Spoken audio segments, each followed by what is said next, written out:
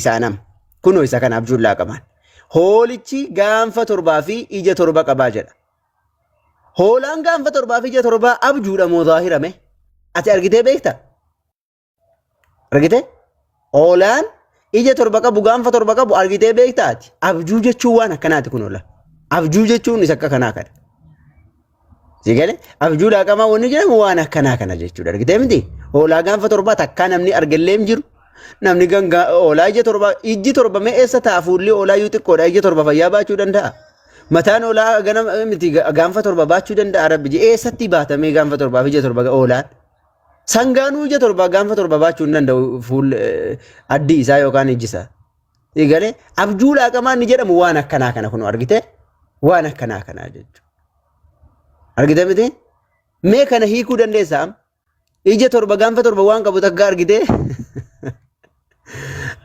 ergite isa damma jettee osoo hin taane abjuudhaa qamaa waan akkanaa kana jedhe dabalataan ammoo wanni kun iyyuu abjuudhaayu mul'ata waan jedhamu wayiiti mul'ata jechuun abjuudha waan namni rafee arguudha argite so kanaafuu waa'ee ammoo seexanatti isinis dukkaneessa kan jette seexanni siif abbaa galataati baala ulataan olaan ta'e sababbiin isaa Yahudaatti akka Yahudaan otoo seexanni ittiin galle silaa Yesuus hin gurguratu ture birrii 30tti otoo Yesuus immoo birrii 30tti hin gurguramne silaa cubbuu keerraa fayyuu hin dandeessu jechuudha argite karaa seexanaatiin cubbuu keerraa fayyite atiyyoo dursa immoo Yesuus kan qoramee ilaalameen illee seexanaan qorame jechuudha dursa Yesuus otoo namaan hin qoramin dursoo Yesuus nama seexanaan qorame seexanni qoree eegalaalee booda gara namaan qoramuutitti illee darbee jechuudha argiteemi waan akkasiiti kanaaf suuta deemisiniin jenna suuta deemaa wanni isiniin jennuuf isa kanaaf nama akka hiikoo kana faajjala kana jira la amma nama akkana kanaan walitti na buusuu deemtaati eegalee ofumaa dhuftee nu tuttuttee ofumaa keetii ammoo maraattee asirraa gabbuuta jechuudha abdii yee abdii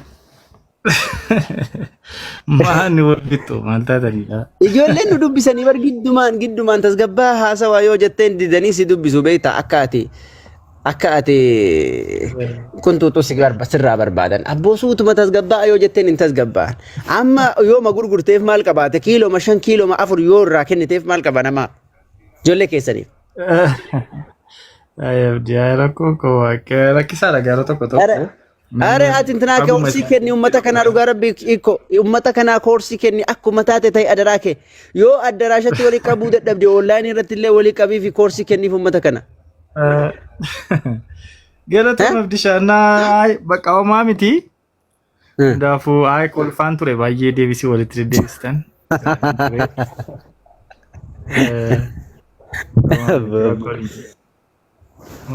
dubbatanii nama dubbachiisu mi dubbatanii nama dubbachiisu bar suutuma jedhaa waa gaafadhaa watteen hin gaafatan suutuma jedhaa waa waliin mari'annaa yoo jedhani tole hin jedhan maal goota reefu dhumarra ilma qunxuutta xiqqoo otoma beektu qunxuutta akka otoma garaas nyaatu maal goota re maaree rakkoon hin jiru naguma kaati jirta waan namni gaafateef deebii laatta roobaa waan ta'eef rakkoon qabanne akkan allafaa ka'ee takka waan dubbadhu wanni an dubbadhu gaafii gaafadha gaafa isaan daangaa darban garuu yeroo takka ka miila jala shaf godha malee rabbi dhugaa abdii si beekaan naatti nama naamusa qabudha eebbifami baay'ee si kabajaan illee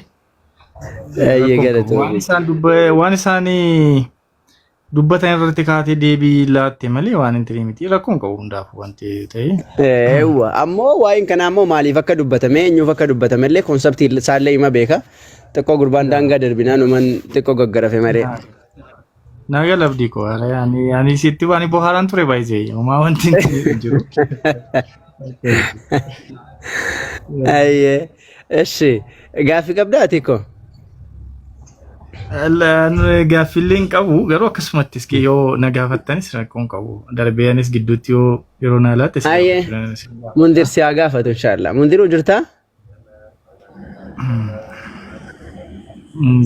munziruun maamila kiyyaanis akkuma kee nama tasgabbaadha innilleen kan isaa bareerraa hafee coccophaa bar coccopsaa deema bar guutee coccopsaa deema nama gaariidha barataadhas fakkaata wal makaadha. Barataa guutuu barsiisaa guutuudha. Wow, bareedaadha. Booda keessummaa boodatti deebita haasa'i xiqqoo haasa'i munzinu. Inni asofsiista xiqqoo turte. 10 أو 15. أيه. Yoo cafana kan gaafadhu erga. Gaafadhu ayyee silaa isoo kennuu fi ayyee gaafadhu rakkoon hin jiru tiyya. Erga akkam nagaa jirta? Nagaa akkam? Raasaa ilentii godhi tiyyaa booda maqaa koo balleessite jedhee akkas isin hin lolle. Laalaan. Erga ilaalta laaloo laamatan waama barachuun gaafadha malee inni falmii gaafadhu hin qabu. Ani lolu rabbi ani lolu akka. Waliin lollu maqaa isaatiin hafuurri lolaa abadu. Waliin lolu akkoo hin jiru. Akkas ergomee ani wanni naa galuu dide yeroo baay'ee gaaffii natti ta'u tokkoffaa waa'ee hafuura qulqulluuti. Hafuurri qulqulluun kun maal akka ta'e lammata immoo mee macaafumti yeroo hunda yaani macaafni kiristaanaa kun dubbii eenyuti? Amma warra musliimallee gaafadhe ani baay'isawii kiristaana warra ijoollee musliimaa gaafannaan quraanni dubbii eenyuti jennaan dubbii rabbii jedhanii ragaa wajjiniin quraana irraan natti agarsiisanii jiru. Keenya kana eenyumatu barreesse yookaan dubbii eenyuti? Okay, gaaffii lama na gaafatti. Macaafi qulqulluun dubbii eenyuti waan jedhudha? Yaa macaafi qulqulluuni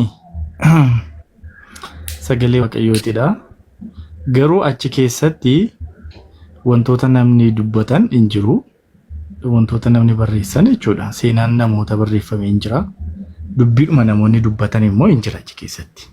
Garuu persentii caalaansaa argi caalaansaa dubbii sagalee waaqayyootiin jechuun bakka fayyinaaf wantoota ta'an waa'ee waaqayyoo wantoota dubbatanidha waan ta'eef sagalee waaqayyootidha. Namoonni sun immoo kamitti barreessan waan jedhu geggeessaa hafuura qulqulluutiin barreessanii inni amanna nuti. Geggeessaa hafuura qulqulluutiin. La bakka itti naangaleen ergasi dubbii waaqayyoo ta'e macaafa qulqulluurra ni jiraaree barreeffamni kun dubbii waaqayyooti kan jedhu. Fakkeenyaaf yaani quraana fudhattee quraanni dubbii rabbiiti jedhee quraana irratti barreeffamee ragaa ba'a. Kunoo eessatti macaafni kun dubbii waaqayyooti jedha. Ahaa, macaafa qulqulluu irraati dubbii waaqayyooti. Macaafi kun dubbii waaqayyooti waan jedhu jechuu keelaati. Inni damma immoo maaf itti dabalame erga macaafa qulqulluu ta'ee dubbii waaqayyoo ta'ee hannamaa sun yookaan maa kitaaba biraa kophaatti numin maal godha achi keessa? No. Akkas jechuun koo akkam jechuudha seetaan la. Macaafi qulqulluun jalqaba irratti akka kanatti kitaaba tokkoon hin turre. Kitaaba adda addaa qobaatu ture. Fakkeenya wangeela Maatiyuus maal wantoota dhama wangeela macaafa qulqulluu hin beektami. Isaan sun akka dhuunfaatti turan. So booda kana walitti makamanii kitaaba tokko irratti xarzii tokko akkatama kitaaba ammati baattee jirtu sanatti kan isaan ba'anii yeroo dhiyoodha. So kitaabi kuni dubbii waaqayyootidha wanni jedhu versiin qobaatti barraa'ee jiru hin jiru macaafa qulqulluu keessa. Garuu akkasumatti namoonni wanna sana barreessan namoota Kiristoosii wajjiniin turan qaamatti gooftaa Yesuus Kiristoos gaafa lafarra ture namootallee isa argan qaamaan isa argan faadha. Sigalee kanaafi kan isaan barsiisan barreessan. Laangallee amma qoyta gisee tokko akka ifanaataa deemu jechuudha. Yeroo baay'ee wanna gaaffii natti ta'u dhugaa rabbi namoota barreessoo jennu amma fakkeenyaaf namoonni garaagaraa kan akka Maatiyuus kan akka Yohaannis kan akka yaani namoonni kun yaada mataa isaanii barreessan moo yaaduma yookaan yeroo sanitti Yesuus Kiristoos kana jedha Yesuus Kiristoos eessaa fidee yaani fakkeenyaaf Yesuus Kiristoos macaafa kana barreesse yoo jenne macaafa kan barreesse isa beentee moo isa ortodoksii moo isa kaatolikii moo isa joobaa moo isa kam jennee fudhan. Okay. Gabaabumatti bartoonni Yesuusii wajjiniin turan qaamatti turaniiru. Wanna isarraa barachaa turan wanna argaa turan immoo barreessaniiru. Kan barreessan jiru. Sigalee barreessanii kan kaa'an jiru. So isarraa barraa'e bakka macaafa qulqulluun gabaabumatti macaafa qulqulluudha kan jennu dhibba sagalee waaqayyooti barreeffamni achi keessa jiru hundumtuu isa jedhu lakki. Dhibbatti hundi isaa toorri hundumtuu wanna waaqayyo dubbate duwwaa wanna afaan waaqayyo keessaa ba'e duwwaa barreeffamee yookaan jedhu ta'e gaaffiin kee lakki akkas miti. Garuu yoo akkas ta'e kalaa yoo akkas ta'e macaafa qulqulluu sagalee waaqaa jechuu dhiisnee macaafa wal makaa jechuu qaba ture. no qoy kaasii aarii keessa galuu amma namni kamiyyuu aarii keessa hin galinaadha. Anis kiristaanuma ani falmii miti wanni si galuu qabu. Yoo akkas ta'e macaafa wal makaa ta'uu qaba ture maqichumtu. Qoy conclusion itti laatiin kaammati dhumatti laate. Anamma waan si ibsaa jiru yaada kiyyarraa akkaataa hubannaa kiyyarraa namoonni na caalaa baay'ee beekumsa gadi fagoo qaban asirratti ibsuu danda'u galanii garuu akka hubannaa kiyyatti akkan itti fudhadhee ofii kiyyaa hubadhutti sitti himaan. Macaafi qulqulluuni sagalee wal makaadhaa innati jettu fakkeenyaaf sittan hima. Seexanni gooftaa Yesuus Kiristoosin qoree ture.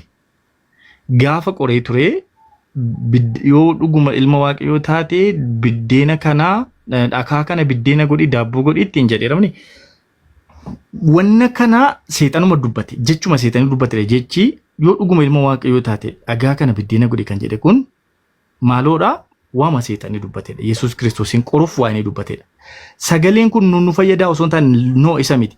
Deebii Yesuus dhaqee dudduuba irratti laatedhaan kan nu ilaalu. Diyaaloogii wanni tokko baay'isee wayi wanni sirriif wanni sirrii hin taane jiraachuu kan inni nuti barru qaami sirrii ta'ee fi qaami sirrii hin taane tokko wal bira dhaabatee gaafa diyaaloogii godhu yookiin wal bira qabne gaafa laalludha. Sagalee kun sirrii miti kan jettu. Sirriin jiraachuuf wanni sirrii hin taane tokko jiraachuu qaba. Sababii kanaatiif seexanni inni sirrii hin taane gooftaa keenya Yesuus Kiristoos sirrii ta'e bira dhaabbatee yookiin immoo argee qoreera jecha kanatti dubbateera. Kun sagalee eewuti yoo jette kun wanni dubbate sun wanni achi keessa dubbatame sun kan seexanaati jechuun seexanuma dubbate. Sigaleerani wanni dubbatame kun seexana. Garuu dhumarratti deebii gooftaan Yesuus Kiristoos laate maaliif kaayyoo maaliif akka ta'e wanni kun dhumarratti immoo cuunfaa dubbichaa dhuma kutichaa keessaan argattaa jechuudha. Sababii kanaatiif Yesuus nama ture akka namaatti lafarra deebi'aa ture namoonni dubbatti dubbachaa turanii wantoota adda addaa jedhamaa ture. Sun barreeffame. Fayyina keenyaaf hin fayyadu. Gabaabaatti garuu qoykaa waan sitti hima. Kitaabichaa baruu barbaada. Sittan hima shi qoykaa dhaggeeffadhu kaa sittan hima.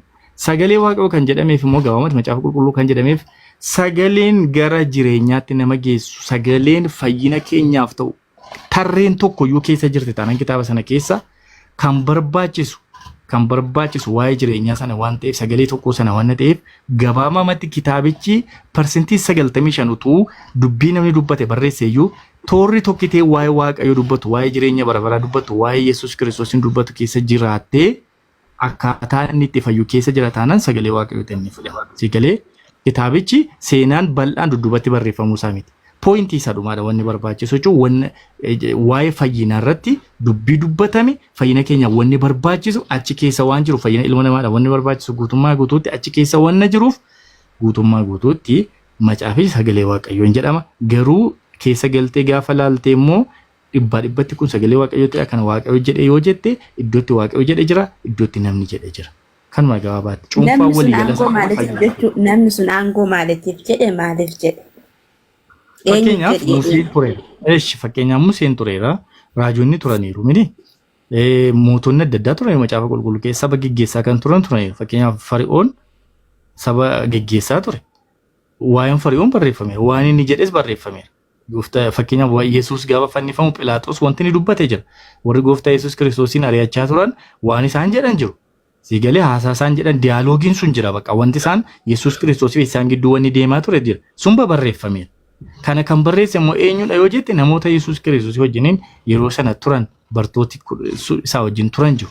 So wanna kana argaa turan ijatti arganii mati barreessaa turan. Sigalee kanaatiif aangoo maaliitii cikee barreeffame sun namoota waan sana dubbateetu barreesse osoo hin taane wanna sana fakkeenyaaf waa'ee seenaa Yesuus Kiristoos yeroo lafarra turetti fannifamuusaa maal isaatiin qabatee waan ture namoota isa mormaa ture barreesse osoo hin taane namoota isaa wajjin ture gooftaa Yesuus Kiristoos wajjin namoota turan waan argaa dhiibbaa irra ture waan namoota argantu barreesse. Sigalee kanaafi wanni seexanni jedheen sana fakkeenyaaf seexana barreesse miti. Sigalee seexanatu barreesse miti. Seexanni itti dubbaa Yesuus Kiristoosin akkas godhe jedheen sana. Akkasii miti laal amma fakkeenya amma eenyu barreesse yoo jenne bartoota Yesuus Kiristoos yoo jette deebii yoo jenne yeroo sanitti kana isa wajjiniin turre kanaaf barreessine jedhanii bakki itti of ibsanoo jira ishime. Bartoota Yesuus Kiristoos barreesse wajjiniin turuun hojjenne. isaanii beekamaadha. Jira. Sijjammer bartoonni 12 gooftaa keenya Yesuus Kiristoos wajjiniin turuun isaanii beekamaadha. Bartoota 12 kan jedhaman Iddoo tokko tokkotti erga Yesuus illee lafa kanarraa deeme kitaaba barreeffamee jira sun akkamitti ta'e barreeffamuu isaa no guutamuu sun maaliif? no isa inni normaal geggeessaa fura quqaan kan barreessan jiru kitaaba seedheera bara. Fakkeenyaaf Phaawulos Yesuus wajjin ijaajatti hin turre. Seegalee waliin argine Yesuus wajjin garuu ergaawwan barreesse qaba Phaawulos. Waldoota tajaajilaa ture irratti ergaawwan barreesse qaba. Isa galeef jechuudha geggeessaa fura quqaan wanna barreesse qaba. Garuu bartoonni 12 dhibbatti miilla Yesuus jala taa'anii barachaa turan. Isaa wajjiniin turan. Dhibbatti isaa wajjin turan. Shakkiin tokko hin jiru. Yesuus barreessa jennaan hin barreessanii? Waan isarraa baratan barreessan atama fakkeenyaaf barnoota barattee taphneeti. Ikko jedhi kan laala amma bartoota Yesuus Kiristoos barreesse yoo jedhe amma waan Yesuus Kiristoos barsiisee deeme san barreessan jechuu keeti miti? Waan Yesuus Kiristoos san barsiisaa ture barreessanii ragaan jiraasaniif kitaabarra yaani. Nuti wanni barreessine kuni wanta Yesuus Kiristoos nutti duwwaa barreessine ofirraa kaanetii miti kan jedhu ni jira. Jira dubbiin Yesuus Kiristoos fa'aa jiru fakkeenyaaf Yohaannis Wangeelaa Yohaannis guutummaa Mattiyoo yoo fudhattee ilaalte wanna Yesuus amma bee matsaaficha keessa dubbiin Yesuus Kiristoos jira, dubbiin Waaqaa jira, dubbiin namaa jira, dubbiin harree jira, dubbiin nama hedduu jira. Matsaafichu kan jedhamu qabu sila matsaafa wal mammakaa jechuu qaba malee matsaafa qulqulluu kan jedhamu ko sila sagalee Waaqaa san bichaa ta'uu qaba. Ammatti dogoggorri kee gabaabumatti fudhachuudhaan miti baay'ee. Dogoggorri dhugaa namoota baay'eetti wanna gaaffii ta'u ilaalaal matsaafa gaafa jenna dubbii Waaqaa san bichaa ta'uu qaba ture. Odoon sitti himaa jiru fakkeenya odoon sitti himaa jiru tati wal mammakaa itti gabaabumatti wanni si jechuu qabu atama majooriitii. Amma ishee matsaaf quddisii bantee dubbiin namaa sinoo garte dubbii waan biraa sinoo garte wal mammakateen jirure. Ilaa ammati waa tokko sitti hima. Seenaa kee dubbachuudhaan dura jechuun ammati seenaa kee gaafa dubbat jalqaba dhaloota keerraa kaastee dubbachaa dhuftee amma iddoo jirtu dubbattanii fakkeenyaaf seenaa kee gaafa himtu. Seenaawwan dhuma dudduuba sana irratti barreeffamu miti wanta itti ilaaluu qabdu. Faayinaal pooyintiin isaa inni dhumaa ijoo dubbii wanti xumurame aniifati wanni nuyi haasofne osoo hin taane waan nuyi dhumatti irratti waliigaleedha wanti murteessaan. Haasaa namaa yoo fudhattee ilaaltu miti. So haasaa miti jalqaba wal loluu dandeenya, wal arrabsuu dandeenya, waan meeqa waliin jechuu dandeenya. Dhumarratti garuu pooyintii nuyi irratti waliigallu tokko yoo jiraate isadha ijoon dubbii malee ijoo kan ta'uu qabu malee waan nuyi waliigalluu keenyaan dura dudubbanni. Macaafa qulqulluu keessatti fayyina nama tokko irratti ta'uudhaa fi fayyina sana dudduuba seenaan jiru barreeffamuu danda'a. Seenaa jirudha wantoonni barreeffaman sun. Abaluu akkas jedhee akkas ture jedhamu. Dhumarratti garuu pooyintii inni dhumaa garuu wanni argamuuti qabu firii isa dhumaa sana kan laalamuuti qabu. Siigalee kanaatiif kanati kitaaba akkasii harreen bal'aam akkas jettee jedha malee sanaa booda dhumarratti garuu wanni Waaqayyoo godhe sun immoo taa'eera jirratti. Sarreedhaan akkas godhee kana ta'e jedhamee waa'ee harree sababii kaastee siin jedhe. Isa miti kanatti ilaaluu qabdu. Siigalee dhumni ijoon dubbii kana maaltu ta'uuti fi kun ta'ee isa jedhudha. Dhumarratti harreetu waa godhe sun taane.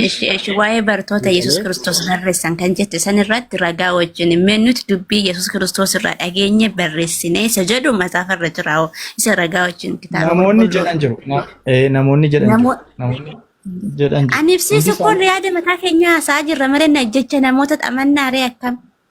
Jedhameera ayidallam kan barreessan jiru jedhe kan akkas jedhan ani akkasidha kan jedhan jiru barree jira macaafa qulqulluu ragaas jalatti namoonni jira yoo jira sana maxxansuu danda'u bilbila tokko kan qabadheera amma iddoo itti mijataallee hin jiru ragicha sii baasu keenyaaf abdiinuu na gargaaruu danda'a baay'ee asirratti iddootti bartoota keessaati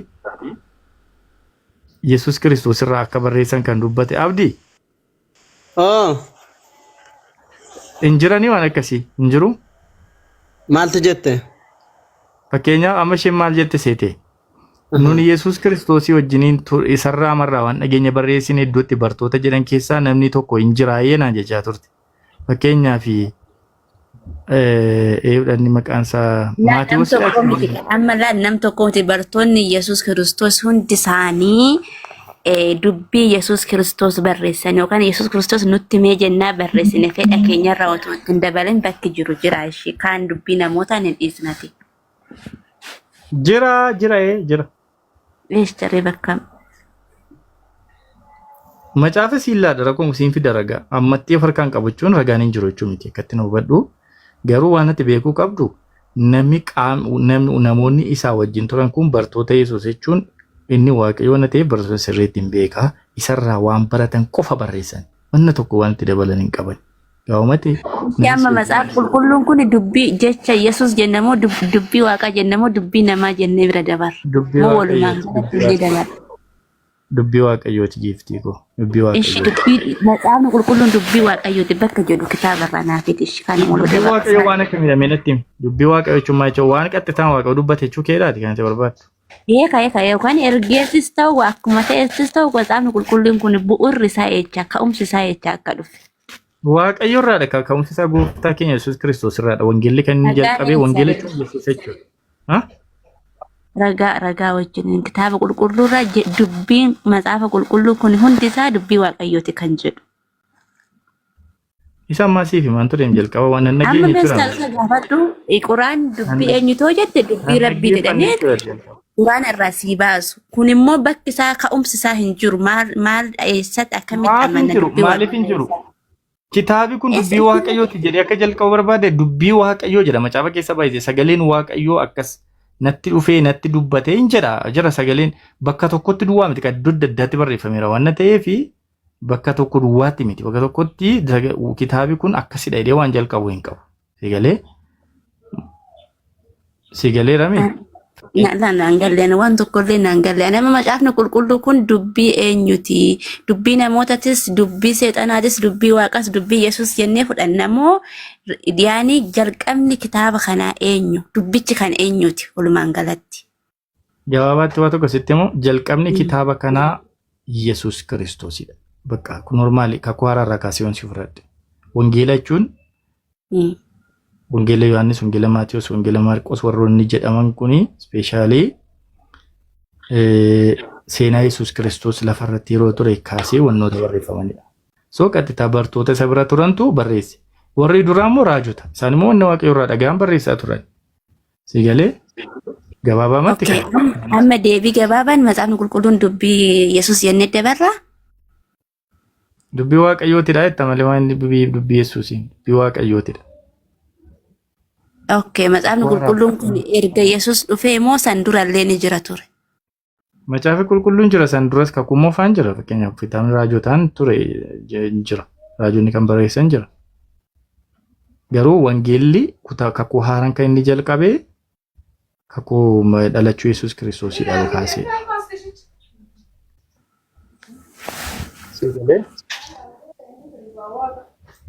Naangala yaa ta'u garuu ani nama biraan gaafadha malee wanna namaa galuu miti walumaa galatti. Namaan galu. Estoo matsaafni qulqulluu kun dubbii waaqaa ta'ee matsaafa qulqulluurratti dubbiin matsaafa irratti barreeffame dubbii waaqaatti jedhamee barreeffamuu qaba ture. Ilaala geeffadhu waan sitti hima. Kitaaboleen macaafa qulqulluun jalqabatti dhuunfaatti turanii fakkeenya wangeelli Maatiyos macaafa tokko ture, Luqaas macaafa tokko ture. Kakuu moofaa keessaa kitaabileen adda addaa kitaaba biraa turanii. Garuu booda walitti makaman kitaaboleen sun akka dhuunfaatti sagalee waaqayyootidha. Sagalee waaqayyooti jedhanii iddootti barreeffaman jiraachuudhaan ani ilaalle hin argine. Waan ragaan dhibbaa hin argine hin dubbisne tokko sitti. Garuu akkam beekutti kitaaboleen sun erga akka kitaaba tokkotti dhufanii wangeela tokkoon xarrazamanii xarzii tokkoon nu bira ga'aniiti immoo akka tamma jette kanatti kitaabni kuni kitaaba akkasiidha wanni jedhu caqasaa macaafa qulqulluurraati caqasee akkasitti ni barreeffame ani hin argine yookiin jiraachuu danda'a namoonni as jalaa damaddamus hin danda'an akkasiin jiru siin jedhee. Amma namoonni seensa kitaaba qulqulluu yoo laalte qoiga seensa kitaaba qulqulluu yoo laalte macaafa qulqulluu dubbii sagalee waaqayyo akka ta'e waa'ee kitaabichaa si hima. Seensa isaarratti yoo laalte. Kanarraa kan hafe garuu kutaa akkasii irraatti akkas jedha isa jedhu ammatti ragaa kana si kennuu hin danda'u. Hin argine waan ta'eef jechuun akka jiru garuu nan amana. Wanta arginu tokko jechuun dubbuma namaa amannamoo maal amannadha jechuudha. Amma laalii. Hin qooste kiristaanitiiti. Gabaabumatti. Maal jechuudha ani kiristaanas ta'ee waa fedhis ta'ee waan naangala tokko gaafachuu Abdii nan dhaga'ama. dirqamaa wanni miti. Dirqama ani wanni ani ta'e beekuu hin barbaachisu rakkoo hin qabu.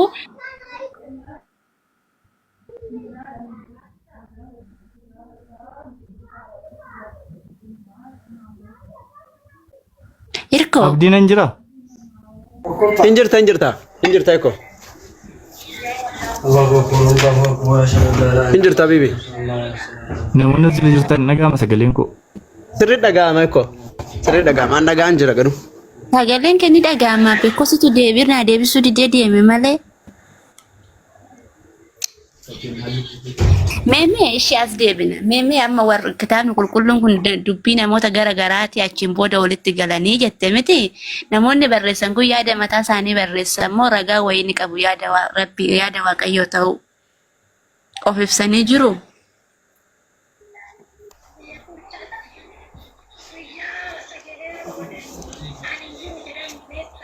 Hirkoon jirtu?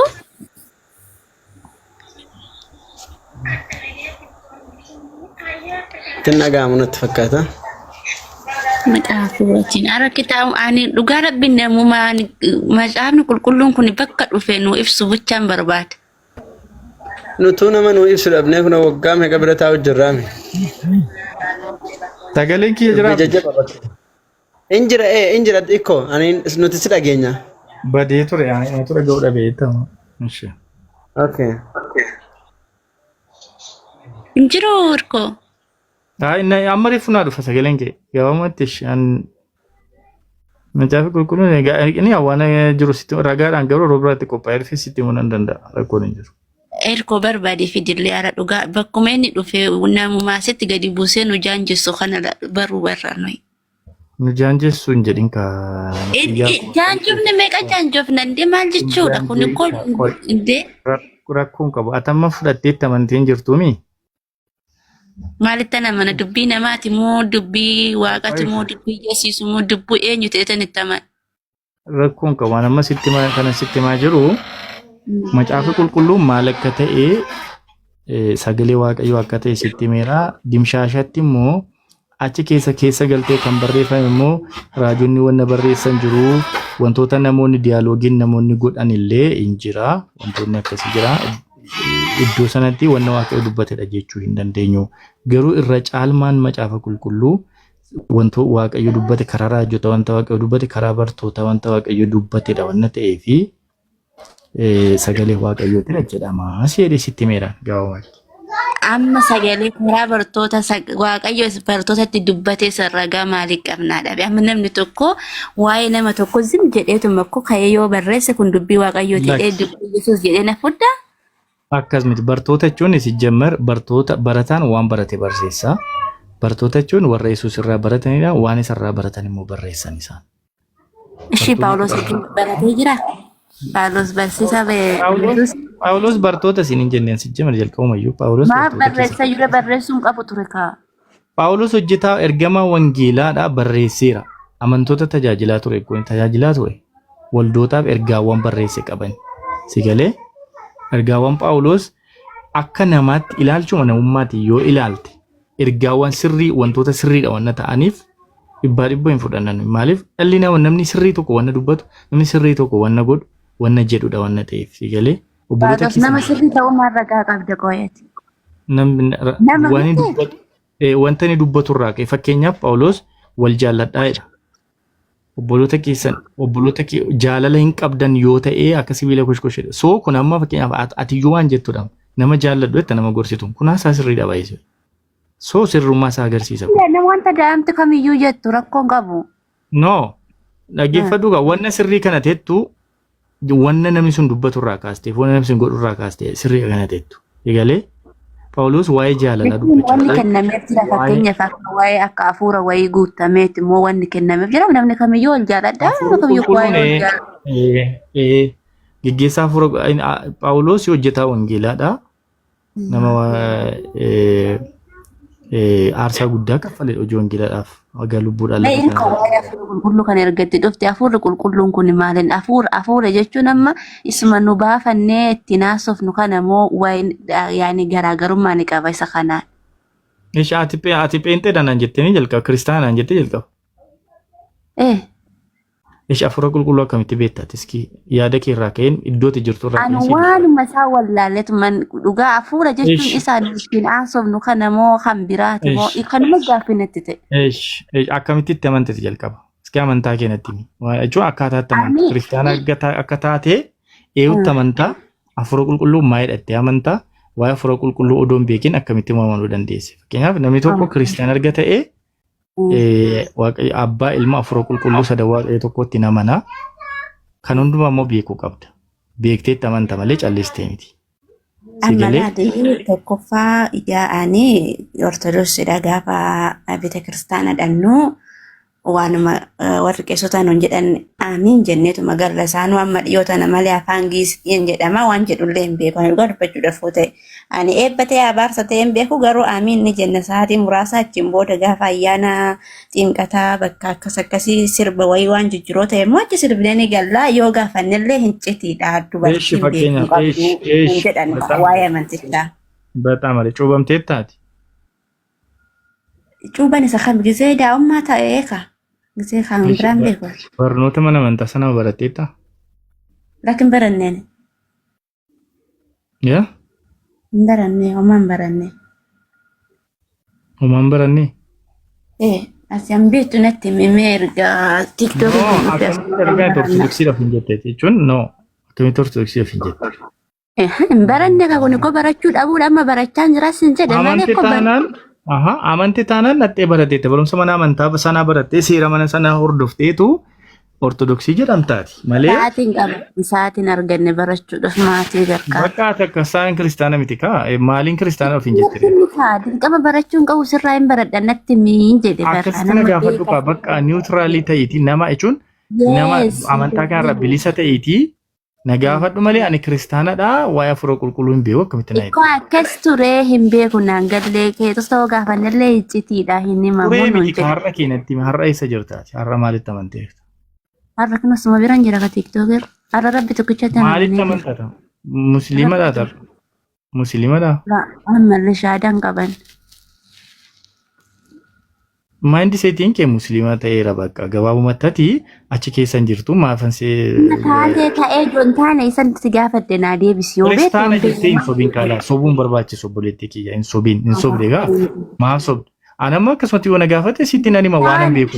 Kiristaana ortodoksiiti garuu gaafa waa'ee amantii keessa gadi buunee gaafannoo iccitiidha nuun jedhani wanni beeknu jiru amma immoo barachuun qaba naa ibsiin jedhe. Eeshi bakka gaaffii kiristaana ta'uu kee Protestaan ortodoksii ta'uu kee barumsi amanaan kamiyyuu wanna beeku amantaa sana keessatti wanna koomeniiti akkan si gaafadha naa deebisuu qabdasa. Yoo hin beekne sin deebisaa hin beekne immoo hin beeku. Hin beektu taanaan mitati bakka miti hin beekte taanaan isa miti akkas taanaan jechuudha. Itti fufi ka maqaa isaatiin ishimee wannan beeku haala. Hafuura qulqulluu jechuun ishee gabaamatti siif hima. Hafuura qulqulluu jechuun hafuurri qulqulluuni hafuura waaqayyoo jechuudha. Keessa keenya nu keessadha kan inni jiraatu. Fakkeenyaaf waaqayyoo bakka hundatti argama kan jennu siru karaa hafuura qulqulluudha kan inni bakka hundatti argamu. Hafuura waaqayyoo jechuudha. Isa baafannu kanaa miti isa itti naasofnu kanaa miti. No. Ilaa hafuura dhaggeeffadhu ka hafuura qulqulluu. Fakkeenyaaf waaqayyoo bakka atamma jirtu fakkeenyaaf ati Finfinnee jirta yoo ta'e waaqayyoo iddoo jirtus jira. Ani immoo biyya biraan jira yoo ta'e iddoon jirus jira. At the same time bakka hundatti argama waaqayyo. Kana jechuun karaa hafuura qulqulluudha. Kan inni bakka hundatti argamu.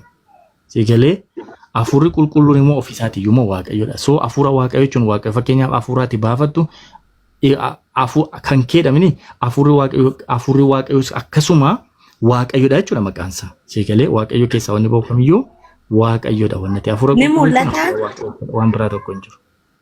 Amma lamisaa ilaal dhiifama wajjin jechuudha. Wanni kun yeroo baay'ee na dhiba hafuura amma maqaa ilma Yesuus ta'uu ni beekna ishee. Egaa ilma jedhamee hafuura qulqulluu nagaa hafuura qulqulluu jechuun hafuura qulqulluu jechuun sitti maa jira barra hafuura qulqulluu jechuun hafuura waaqayyoo jechuudha. Hafuura waaqayyo hafuura dhannamini hafuurri sun kan waaqayyo bakka hundatti at the same time yeroo wal fakkaataatti addunyaa kana guutuu biyya waaqa biyya lafaa irratti kan ittiin waaqayyo bakka hundatti al takkaa argamu karaa hafuura qulqulluu. Ishi hafuura qulqulluun hafuura waaqayyooti kan jedhu kitaaba irra jira ishee. Hafuura qulqulluu hafuurri waaqayyoo xuraadha si jammer hafuurri waaqayyoo qulqulluudha moo qulqulluu miti? Inamantoot jecha rabbiin qulqulluu moo qulqulluu miti? Na dhaggeeffadhu rabbiin Garuu hafuurri kiyya bakka hafuurri isaas akkasuma qulqulluudha. Hafuura qulqulluu kan inni jedhame sababii kanaan hafuura waaqayyoo waan ta'eef hafuura qulqulluu. amma fakkeenyaaf musliimni hafuura qulqulluutti namanu isaan keessa ni jira moo hin jiru ishee erga akkas ta'e. Ani hin beeku isaan achi keessatti gaan beeku ani isa ganaan baradha abdii farra ganaan baradha hafuura qulqulluu waan jedhamu beekuu hin beeku isaan beeku. Ishee namni hafuura qulqulluutti namanne kun jechuun jiraachuu hin danda'amu hin danda'u. Maal jechuudha gaafa hin keebulite namni hafuura qulqulluutti namanne. Jechuun amma hafuurri qulqulluun kun hafuura waaqayyooti naan jette miti tokkoffaa hafuurri qulqulluun kun hafuura waaqayyoo jechuu ta'uusaa ragaa hin qabnu. Waaqayyoo hafuura akkamittiin waaqayyoo hafuura akka ta'e hin beektamu hin beektaati moo waaqayyoo qaama qabattee amantaati iskinatti mistanii Waaqayyo mul'atu nyaatu hin dhugu irraa kana jechuun maal jechuudha wannan beekamne kamsi waaqayyo hafuuraan jedhu hafuura jechuudha waaqayyo hafuuradha kan jedhu jira kitaabarra. Waaqayyo hafuuradha jira waaqayyo hafuuradha sirrii jira. Sii kenna rakkoon qabus waaqayyo hafuura wanni tokko baay'ee yaaduma natti mtirraa kaastee yoo fudhatte hin mul'atu hin nyaatu hin dhugu naan jechuun kee wanni hin mul'anne hafuura bakka gabaabumatti hin mul'atu jechuun hafuuradha jecha ragaa baa jirti waaqayyo hafuuraa isa jedhu innis dhugaadha malee waan akka mul'atu kan jedhu jira. Siin baasaan waaqayyo hafuura akka ta'e siiniif sii baasa. Ishi waaqayyo hafuura Naegi. Hin fudhattanii macaafa qulqulluu. Namni barreessin ta'u. Obboleettii kun waan barreeffame gadi haaraa waan iddoon fiduun qabu osoo barreeffame sun sii fida. Kan namni barreesse kan maal barreesse waan jedhamu jira. Ragaa fi didda ta'an ragaan sii dhiyeessu jechuu qabu. Naegi. Waaqayyo hafuura akka ta'e siittan agarsiisa. Nagama. Dhaqaan jira si eegan jira. Namoonni as jala jirtan versi maalaaf maalirraan baasaa beekitaa shibbe. Abdi keessa seeneen baal tokko. Maal si baasu ikko? Waaqayyo hafuuraa kan inni waaqeffamu dhugaa hafuuraan bakka hedduu sana baasee fiitan.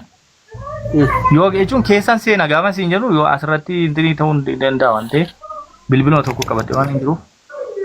Mona abastan. Isini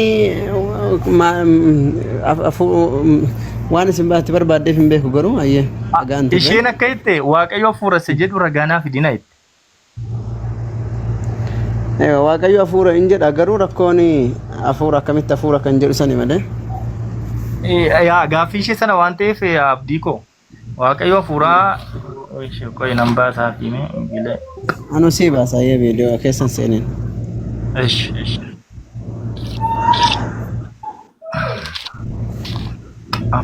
Jamia buritan. Salam.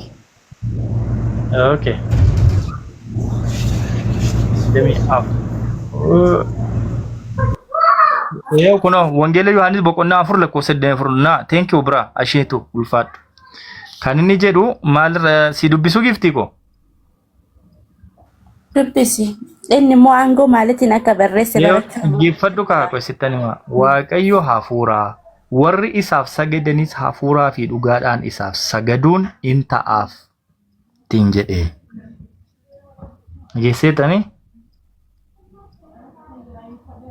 Mageesseetani? Wangeela kana barreesse waaqayyo hafuuraa dhugaaf hafuuraan waaqeffama si'edha.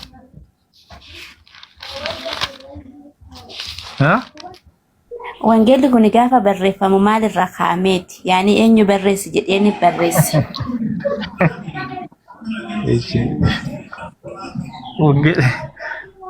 Gaaffii kabiraadha isni kun sii ta'eera inni sii barreeffame sii fi kun.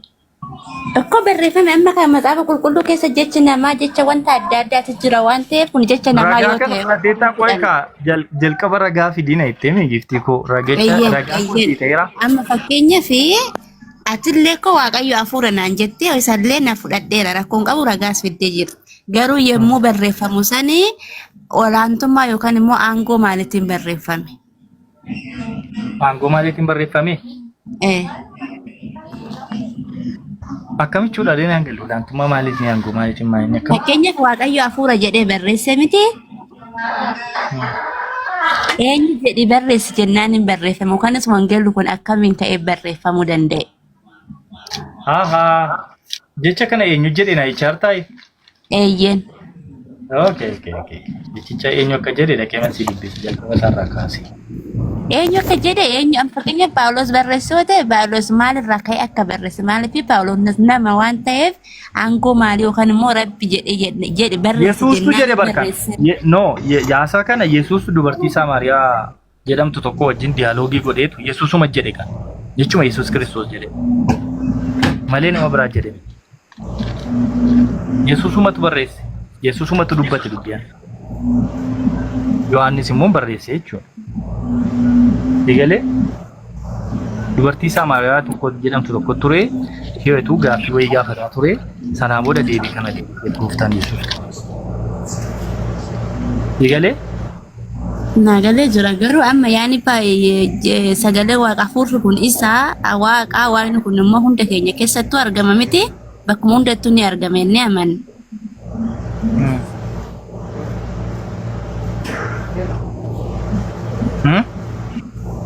Amma ka waaqayyo sagaleedha hafuurri kun immoo hunda namaa keessatti ni argama hojjenne bakka hundattuu ni argama jechuudha miti. Waaqayyo bakka hundatti argame. Bakka xuraallee bakka yaani jechuudha fakkeenyaaf bakka namni tokkoyyuu bakka ittiin argamne bakka ittiin argamu dhiisu ni jira. Kanaaf bakka hundattuu ni argama waaqayyo. Maa jechuudha jechuun kee kam naan gale. Waaqayyo bakka hundatti argama jechaa turte miti amma. Kanaaf waaqayyo bakka hundatti ni argama hojjenne bakka marattuu waaqayyo ni jira jechuudha fakkeenyaaf kanneen akka mana fincaanii bakka xuraawwan bakka hundayyuu ni jiraata.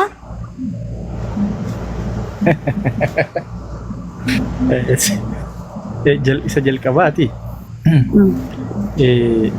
Ilaalcha kee dubbachuu sirreessuuf siimsumaaf gaariidha waan gaariidha.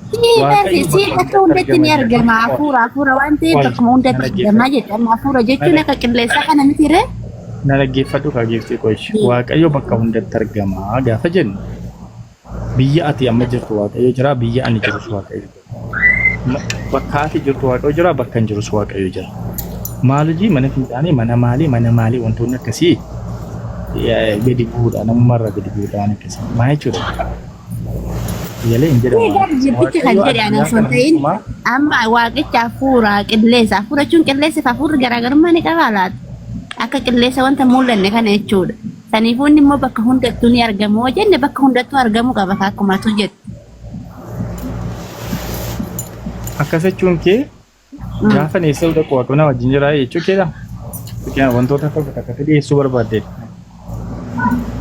Ilama waaqayyo hafuuraa jettee kaate miti hafuurri kun immoo bakka hunda keessa bakka kamiyyuu nu keessa jira. Waaqayyo bakka hundatti argama waaqayyo bakka hundatti argama waan hunda danda'a waan hunda beeka amalli waaqayyo kana giifti kee. Kana jechuun kana mana fincaaniitiin argama mana maaliitiin argama naan jechee ta'e waan hunda danda'a fi bakka hunda jiraatan garaagarummaa qaba danda'uu fi jiraachuun garaagarummaa qaba. Maalan garaagarummaan qabu siin jedhee otoo garaagarummaan qabu ta'eeti waan sadii liste siin godhu waan tokko waan siin jedhan ture. Bakka hunda danda'a waan hunda danda'a bakka hundatti argama waan hunda beekan si jechaa raba. Karakterii waaqayyoo dhabu. So gadi buutee achi keessaa immoo ati mana fincaaniitiin argama maalootiin argama gaafa naan jettu kun rabbiin xiqqeessuu waan ta'eef intini akka akkasitti kan jiru jecha keetirraan kan ka'e namni kamiyyuu barachuu qaba jecha keetirraan kan ka'e namni mana fincaaniitiin ati mana fincaanii dhatta taanaani waaqona wajjin mana fincaanii dhaqaa naam gaafa akkasina gaafachuu fidhanii atamu sirriidha maarree bakka hundayyuu biree hundayyuu dhaggeeffadhu bakka ati dhattu kamittiyyuu eegumsi waaqayyoo si wajjin jira bakka gabaabumatti bakka ati dhattu hundumaatti waaqayyoo si eegaa si gargaara si tiksa si wajjin jira jechuudha kana jechuudha ati wanta ati gootu irratti hundaa waaqayyo inni qajeelummaa karaa isa bira jiru hundumaa sii kenna si wajjin karaa sana qajeelummaa isaatiin si wajjin jira gaarummaa isaatiin si wajjin jira ati dhaqiitii ejji yoo barbaadde dhaqiitii dhiiraa wajjinis ciisi garuu waaqayyo dhiiraa wajjin ciisuu keessi gargaara osoo hin taane fayyummaa kee bakka ati jirtutti nagaa akka taatu qajeelummaa isaa gaarummaa isaatiin si wajjin jira waaqayyo digalee kanaafi hojii ati hojjettu immoo hojii ati hojjettu hojii kee ija hojii kee sumatti argata malee waaqayyo kotota akkasii sirra funaa osoo hin taane bakka hundatti waaqayyo abbummaa isaatiin si wajjin jira gaarummaa isaatiin si wajjin digalee cubbuu kee lakkaa'uudhaaf si duukaa deemu miti waaqayyo hamaati hojjettuu lakkaa'uuf si duukaa deemu osoo hin taane si gargaaruuf mucaa sabanna taateef bakka hundattuu si wajjin jira kanu. Nyaatni fudhatamu baknaaf illee hin galle garuu inni umiraan gaafadhaa tokkoffaa bu'uura macaafa qulqulluu naa ibsuu hin dandeenye lammata waaqayyoon bakka hundatti argama jettee waaqayyo bakka hundatti ni argama kunillee naa fudhatamu. Maali ishi maa itti amantatamu waan itti amantu wallaalee mutooti waan itti amantu jiraate isarratti hundaa'ee gaafsi gaafadha. Barachaan jira maal gaaffii na gaafatta maalirraa gaaffii na gaafatta. Rabbi tokkicha kana malee. Jechuun amma yeroo kana maa itti amantate amma yeroo kana amma yeroo sa'aatii kanatti maa itti amantate. Rabbi isa waa hunda uume kana. Rabbi tokkichi bakka hundatti hin argamu waan argamu itti amanta. Si deebisuu danda'an barachaan jira itti amanuu malee waan Rabbi tokkichi bakka hundatti hin argamu hin argamu. Natti kana bichaa natti kun gaaffii maayinariidha baay'ee kun gaaffii baay'ee namni kamiyyuu beeku. Waan namni hundi beekudha kun bakka hundatti hin argamu hin argamu Rabbi. Si adeemsa warri quraana dubbisee xumure. Bakka ati rakkoon tini qaba. Jechuudha gargaaramuu fudhachuuf osoo hin taane chaalenjii gochuudhaafidha kanatti intini taate malee baruufis miti gabaabumatti garuu wanni jiru kana. Ani wanni baruu yalbalsitu gottotee asingee ko bu'uura macaafa qulqulluuti situ gottotee asingee malee ani wanni baruu barbaade eenyurraa akka dubbatan dubbii macaafa qulqulluu baruu barbaade dubbii gabaabaa. Macaafa qulqulluun sagalee waaqaatti namantuni fakkiin maalitti amantatte yoo na gaafatte macaafa qulqulluutti amana macaafa qulqulluu maalitti amanta unaan jettate sagalee waaqayyoo ta'e itti amana ibbaadhi. Sagalee waaqayyoo keessaa moo kun sagalee waaqayyooti moo miteedhiiti wanna na gaafachuu barbaadde achi keessaa selekti godhiiti na gaafadha achirratti deebiin kennu kan mataa kiyyaan hin qabu gabaabaatti garuu macaafa qulqulluun sagalee waaqayyooti. Ibbaadhi bachi keessatti moo kan barreeffame diyaaloogii namoonni goggodhan hin jira garuu sana jechuun macaafni qulqulluun dubbii waaqayyooti kan jedhu barreeffamee jira hin jedhe barreessan dubbii gabaabaa. Macaafi qulqulluun sagalee waaqayyootidha eeyyee barreeffamee jira siin jedhee. Sitti barreeffamee jira. Diin kenna ragaasaa siin fida siin jedhee rakkoon jira akka jiru garuu dhibba ragaan siiba. Kaala sanumaan beekuu barbaadeen waa biraa si gaafachuu barbaadesitu marfachisee deemee dhufe malee ani bu'uura dubbii macaafa qulqulluun kun dubbii eenyu akka ta'e qofan baruu barbaada. Dubbii waaqayyooti. Isa immoo ragaa malee kamitti fudhan? Ragaa siin fidaa dubbii waaqayyootidha si jedhe bara. Macaafa qulqulluun sagalee waaqayyooti. Ishi nu fide yeroo bira. Ishi amma siin fida daqiiqaa muraasa na eega abdiin siin fida. Nan jira. Baqa abdii koo.